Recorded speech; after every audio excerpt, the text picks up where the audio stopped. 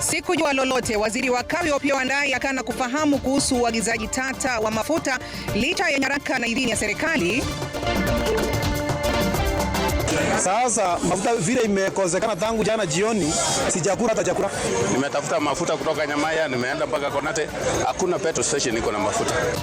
Uhaba wa mafuta wanukia, watumizi katika maeneo yaliyoko nje ya Nairobi wahangaika, vituo vya mafuta vikikosa bidhaa hiyo. Ambulensi ya mafuta kwenye maji makuu. Ratiba ya kushtua ya kuidhinishwa kwa uagizaji na uwasilishaji wa mafuta ndani ya siku 2.